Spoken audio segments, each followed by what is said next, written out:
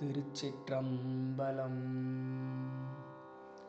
முக்தி நெறி அறியாத மூர்கரொடு முயல்வேனை பக்தி நெறி அறிவித்து பலவினைகள் வாரும் வண்ணம் சித்தமலம் அறிவித்து சிவமாக்கி எனையாண்ட அத்தன் என கருளியவார் ஆர் பெறுவார் அச்சோவே.